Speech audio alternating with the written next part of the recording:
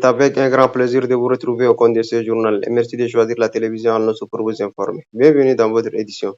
Le président de transition, général Mohamed Idriss Déby Itno, se trouve en Arabie Saoudite pour une visite privée.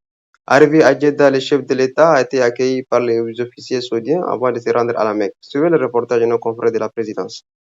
Le président de la République, général Mohamed Idriss Déby Itno, remet pied en Terre Sainte, soit un an exactement après son dernier séjour. Son avion en provenance d'Amdiara s'est posé en début de soirée ce mercredi à l'aéroport Roi Abdelaziz de Jeddah. Charge a été donnée par le prince héritier du royaume d'Arabie Saoudite, Mohammed Ben Salman, au vice-émir de Makkah, Badr Ben Sultan Ben Abdelaziz, d'accueillir l'hôte du royaume. L'arrivée du chef de l'État, général Mohamed Idriss Déby Itno, est également un événement pour le personnel de l'ambassade conduit par l'ambassadeur Hassan Saleh Al-Gadam Al-Guinedi.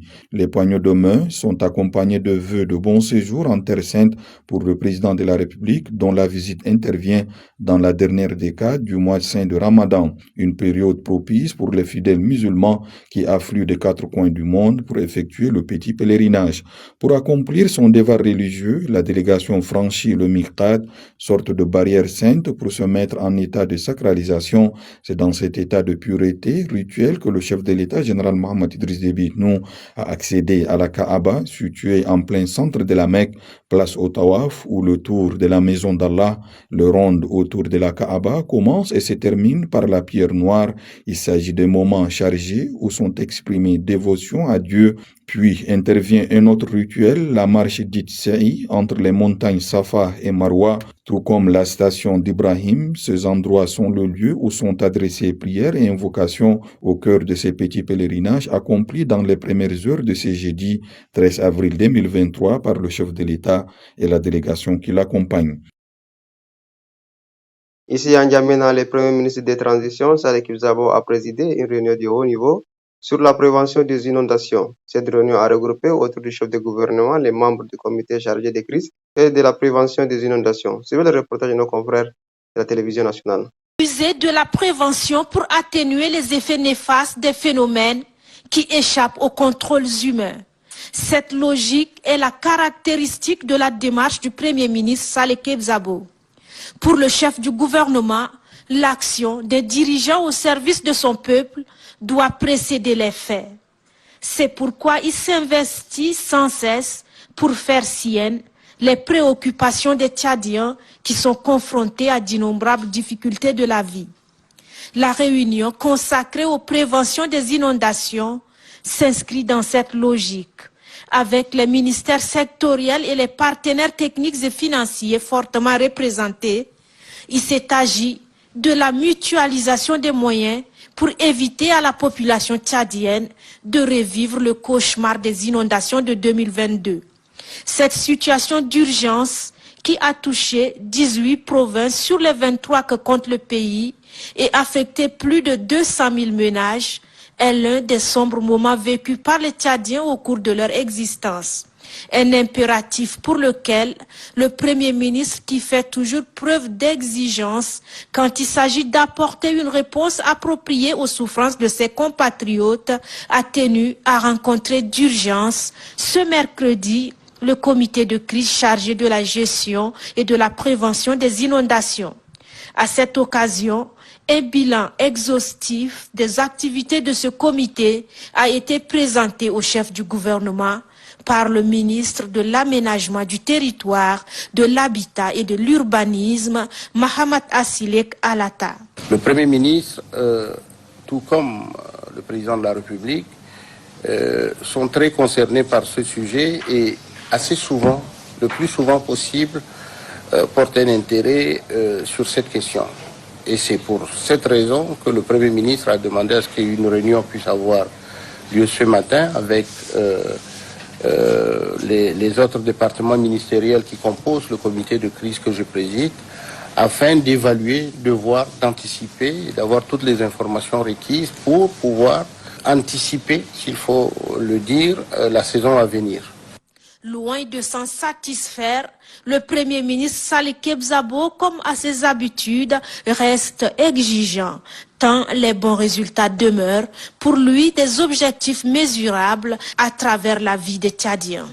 Et puis, Agence France pour le développement, en collaboration avec Betan Nadia du Tchad, a tenu une rencontre. C'est 13 avril 2023, une rencontre pour connaître les activités de ces derniers. Je vous invite à suivre un extrait de Virginia Lucas de l'Agence France pour le développement au micro de Moussa Mohamed. Qui est le projet porté par l'association Betan Nadia de mise en place d'une maison de la petite entreprise qui développe un certain nombre d'outils d'appui technique et de financement pour les entrepreneurs et les entrepreneuses. Donc après ces quelques jours de supervision, nous avons donc eu des réunions de travail avec la gouvernance de Betan Nadia, avec son conseil d'administration, son bureau, mais également avec les personnels de la maison de la petite entreprise qui sont les professionnels, hommes et femmes qui accompagnent les entrepreneurs et les entrepreneuses au quotidien. Les résultats dont on peut parler, c'est qu'au bout de 10 années d'existence, ces professionnels ont développé des savoir-faire solides en matière d'accueil, de sensibilisation, de profilage et d'accompagnement de ces entrepreneurs et de ces entrepreneuses. Lorsque nous visitons les promoteurs et les promotrices sur le lieu de leur entreprise, on peut voir la relation de confiance et de proximité qu'il y a entre ces différents professionnels de Betan Nadia et les bénéficiaires, qui ont vraiment une relation de proximité avec eux, qui peuvent leur partager leurs soucis, leurs problèmes, les améliorations qu'ils souhaitent sur la conduite de leur entreprise ou sur l'accès à du financement. Et les professionnels de la maison de la petite entreprise s'efforcent de répondre au mieux à ces demandes et de les accompagner dans la durée. Je pense que c'est ce qui fait la qualité de cet accompagnement. Petit à petit, la maison s'est étoffée, on est parti à quelques-uns. Et désormais, la maison a un personnel beaucoup plus fourni, toujours pas à l'échelle des besoins, évidemment, y compris sur la seule ville de N'Djamena, puisque ces besoins sont très importants, notamment parmi les jeunes qui souhaitent créer leur auto-emploi. Parmi les outils, on peut peut-être parler de 3 outils principaux, il y en a d'autres, mais de 3 outils principaux qui sont peut-être...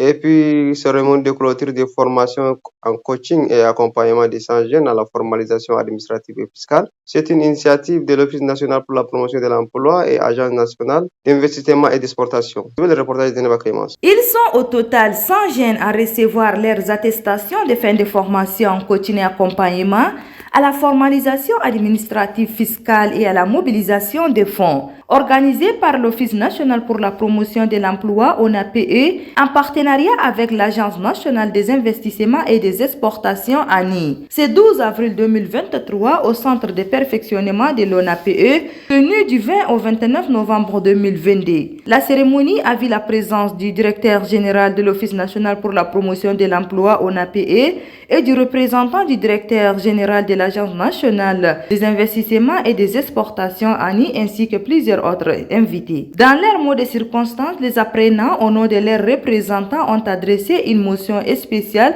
au directeur général de l'ONAPE pour l'apport inconciliable et aux représentants du directeur général de l'Agence nationale des investissements et des exportations, ANI, pour la facilitation de création des entreprises, avant de remercier les formateurs pour leur contribution à la réussite de cette formation, et ensuite ont recommandé aux 2 institutions de continuer d'organiser ces genres de formations au bénéfice des jeunes et financer le projet portant pour la lutte contre le chômage en milieu jeune. Clôturant cette formation, le directeur général de l'Office national pour la promotion de l'emploi, ONAPE, Sadik Brahim Diko, a tout d'abord remercié l'ANI pour son accompagnement dans ce processus avant de citer le bien fondé de cette formation. Ce projet de formation renfermait en elle un caractère urgent et réaliste pour poser les jalons d'un environnement commercial plus complet et plus attractif. Comme vous l'aurez constaté, il existe une volonté affirmée chez les jeunes à s'orienter vers l'entrepreneuriat, mais ceux-ci sont confrontés à de multiples problèmes d'ordre technique, administratif et fonctionnel. Mesdames et messieurs, l'objectif recherché de cette formation qui était d'initier les jeunes qui aspirent à l'auto-emploi à formaliser leurs projets ou entreprises, à mobiliser les fonds, les ressources afin à gérer leur trésorerie et contenir les contraintes et flux financiers et atteints. je dirais avec satisfaction que nous avons marqué d'un grand pas qui est celui de la migration de l'informel vers le formel. Et le mérite revient en premier lieu au président de la transition, président de la République, chef de l'État, le général Mohamed Idriss Déby Itno, qui a su toujours disposer de moyens nécessaires à l'insertion socio-professionnelle des jeunes.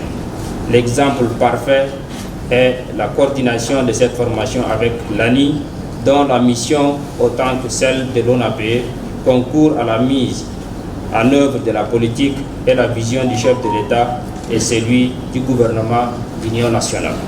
La remise des attestations par les apprenants aux représentants des deux institutions, à savoir l'Office national pour la promotion de l'emploi ONAPE et à l'Agence nationale des investissements et des exportations ANI, et la remise symbolique des attestations aux jeunes formés ont mis terme à cette cérémonie.